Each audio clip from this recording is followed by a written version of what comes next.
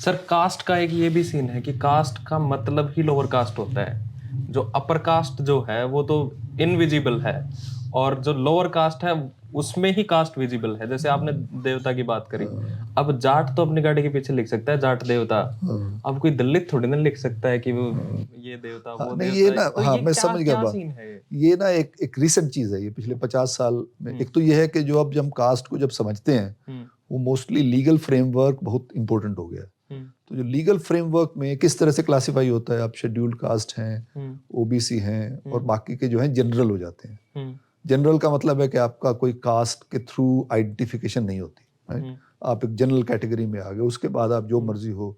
लेकिन जो scheduled caste है वो सर्टिफिकेट लेके घूमते हैं, भाई हम शेड्यूल्ड कास्ट है। अब अच्छा। शेड्यूल्ड कास्ट कोई कास्ट कैटेगरी नहीं है। हाँ। शेड्यूल्ड कास्ट तो एक एक कॉन्स्टिट्यूशनल क्लासिफिकेटरी कैटेगरी है कि अच्छा। आपने बहुत सारी जातों को लेके स्पेशल स्टेटस देने के लिए, रिजर्वेशन लेने के लिए, उनका अलग से है, आइडेंटिटी अलग से है। लेकिन अब ये क्या हो रहा है कि पिछले, खासतौर पे पिछले 30-40 साल में एक नए तरह के आइडेंटिटी मूवमेंट आ रहे हैं। तो उसमें हर कोई जाति को अपनी को एक कम्युनिटी के तौर पे मोबिलाइज कर रहा है। शहरीकरण भी हो गया, उससे भी होता है। तो जातियों का जो समीकरण है वो बदल रहा है, और जातियों का सेल्फ इमेजिनेशन भी बदल रहा है। तो अब रिप्रेजेंटेशन डेमोक्रेसी में बहुत इंपॉर्टेंट हो जाती है। तो उसके लिए दलितों के लिए तो आपने कोटा कर दिया, ओबीसी के लिए कोटा कर दिया, लेकिन उसके अंदर भी अब जातियों की बात होनी शुरू हो गई है कि हाँ भाई, दलित एससी के नाम पे किसको मिल रहा है, वाल्मीकि को मिल रहा है, कि चमार को मिल रहा है, कि दानव को मिल रहा है वो सीट।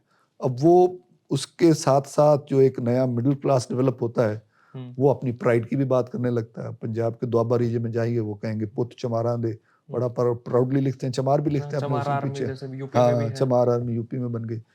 तो वो एक प्रोसेस अलग है।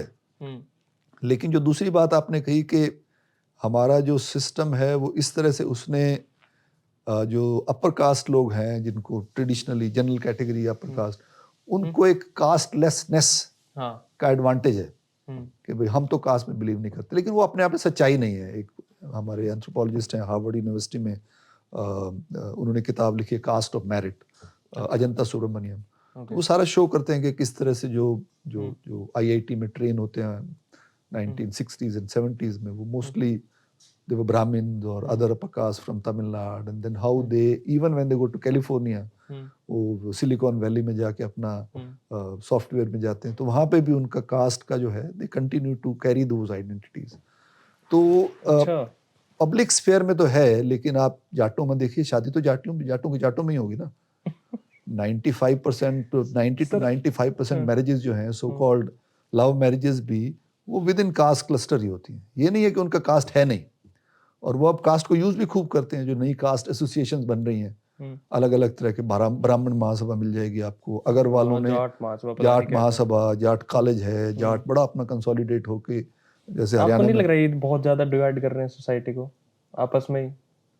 नहीं, वो एक प्रोसेस है। वो दूसरी बात है, जजमेंट की बात अलग है। डिवाइड तो सोसाइटी है ही सही, तो डिवाइड नहीं, कौन सी उसको और डीपन नहीं कर रहे ये चीजें? नहीं, बिल्कुल कर रहे हैं, लेकिन आप थोड़ी उसको रोक सकते हैं।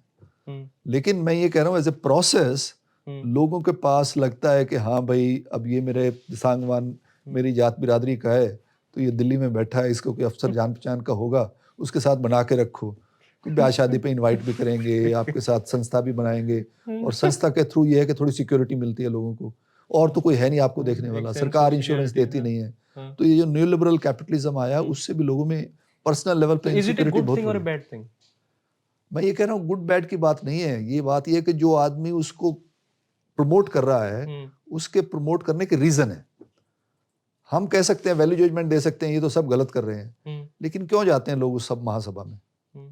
उनको कुछ ना कुछ तो मिल रहा है ना वहां से, यूनिटी जो है उनकी यूनिटी है। कुछ और तो सिक्योरिटी है नहीं। कल को कोई पिटने आ जाए एक गांव में, कोई कौन आएगा आपको बचाने के लिए? पुलिस तो अपना दूसरी साइड में चली जाएगी, पॉलिटिशियन अपनी, जो लोकल ब्यूरोक्रेट है वो आपसे आपकी प्रोटेक्शन नहीं दे रहा, सिस्टम कोलैप्स हो गए हैं आपके। तो ये रिफ्लेक्शन है हमारा सोसाइटी के वो और फ्रेगमेंट होने की। हुआ क्या था, हिंदुस्तान जब आजाद हुआ था, तो हम कॉन्स्टिट्यूशनल डेमोक्रेसी हैं। As constitutional democracy, all of us pay tax. मेरी तनख्वाह का तीसरा हिस्सा तो ले लेती है सरकार सीधा ही। वो जब मेरे को तनख्वाह होती थी, उसमें से ही तीसरा हिस्सा 33% लगभग काट लेते हैं। उसके बाद मैं हर चीज पे टैक्स देता हूँ।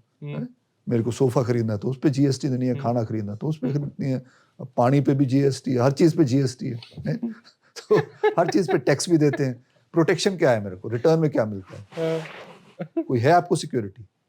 यहाँ का लोकल लेवल का कोई टैक्स नहीं आता। दूसरे देशों में चले जाइए ना, टैक्स कलेक्ट होता है, वो लोकल लेवल की काउंसिल में बांट दिया जाता है। तो यहाँ टैक्स का और ज्यादा ओवर सेंट्रलाइजेशन हो रहा है। टैक्स आपका यूनियन गवर्नमेंट के पास है, वो डिसाइड करेगी इंफ्रास्ट्रक्चर डेवलप करना है, कौन हाईवे बनाना है, किसके पास ठेके जाएंगे, कैसे जाएंगे। लेकिन हमारी प्रोटेक्शन के लिए जो स्टेट की कैपेसिटी है वो इम्प्रूव नहीं हो रही, वो पहले से भी कम हो रही है। तो आप जाएंगे कहाँ अपनी सुरक्षा के लिए? ये तो है। अगर आपको नौकरी चाहिए, आपके लिए जो है ये सारे अब जो कह रहे हैं इलेक्शन के टाइम पे आपको ये देंगे, भत्ता देंगे, वो भत्ता देंगे, लोगों में डेस्परेशन इतना ज्यादा है। वो तो नेचुरली आपका राइट होना चाहिए, वो रेवड़ियां बांटने वाली बात थोड़ी है। वो तो राइट है, राइट है, क्योंकि टैक्स पेयर्स पैसा देते हैं। अगर मैं 1.5 लाख 1 लाख रुपया महीने का टैक्स देता हूँ तो वो कहाँ जाता है टैक्स? अगर मेरा छोटा भाई वो अनएम्प्लॉयड है तो उसको थोड़ा तो उसमें से मिलना चाहिए ना। उसका राइट है ये लेने की। टैक्स मेरे से अगर सरकार राइटफुली लेती है तो उसका भी राइट बनता है। तो हमारे को सिटीजन नहीं बनाया जा रहा, ये हमारा पॉलिटिकल प्रोसेस भी हमारे को बेगर बना रहा है। अच्छा, तो ठीक है जी, उसने पेट्रोनेज कर दिया, ये चीफ मिनिस्टर योजना, ये प्रधानमंत्री योजना, मैं आपको 500 रुपये आपके अकाउंट में ट्रांसफर कर रहा हूँ, आपको 2000 ट्रांसफर करा दे रहा हूँ, वो कोई माई बहना, कोई मदर बहना उसको ट्रांसफर कर रहा हूँ। So this populism is actually producing a different kind of imagination which takes us away from democratic citizenship. okay.